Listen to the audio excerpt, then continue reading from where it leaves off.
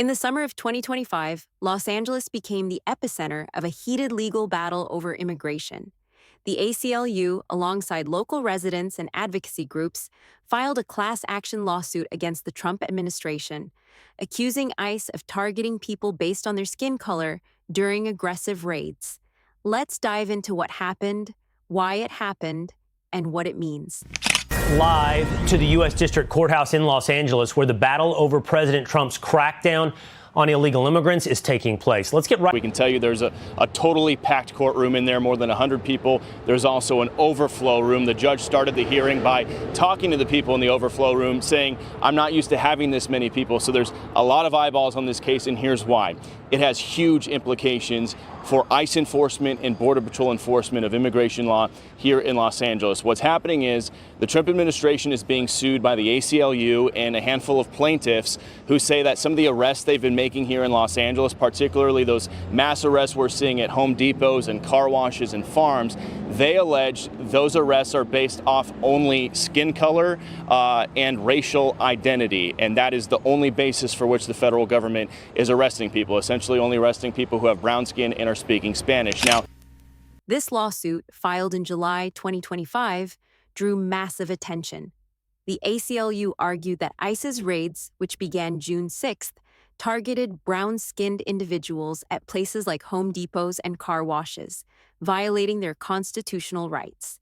The plaintiffs, including 5 detained workers and groups like the United Farm Workers, claimed ICE used warrantless arrests and held people in dungeon-like conditions, denying them legal counsel.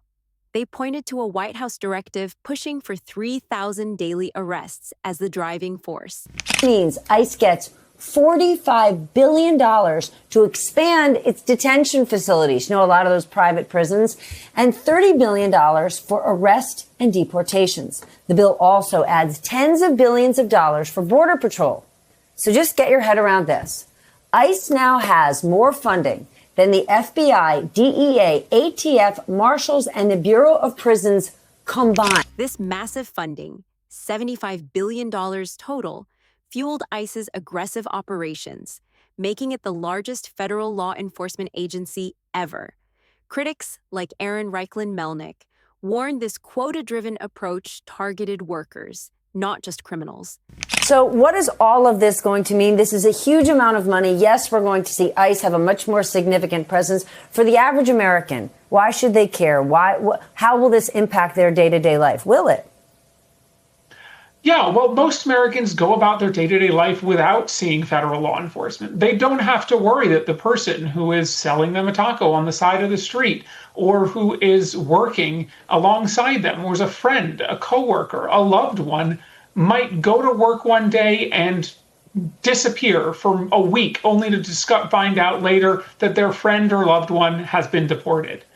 When we look at the level of enforcement right now, we see an effort by the Trump administration to ramp up deportations to record levels and to target populations which had thought themselves safe. Of course, we have a population of undocumented immigrants that is roughly 4% of the country right now. And you can't deport 4% of the country without tearing the social fabric apart. And that is really my biggest concern right now. The ACLU's lawsuit seeks to halt these raids, arguing they tear apart communities and violate the Fourth and Fifth Amendments. Los Angeles and other cities joined the fight, calling the tactics unconstitutional. The lawsuit is ongoing, with the ACLU pushing for a nationwide injunction to stop ICE's alleged racial profiling and unlawful detentions. This case highlights a broader clash over immigration policy, with communities fighting back against what they see as an assault on their rights. What's next? The courts will decide, but the outcome could reshape immigration enforcement in America. Subscribe for updates on this story and share your thoughts below.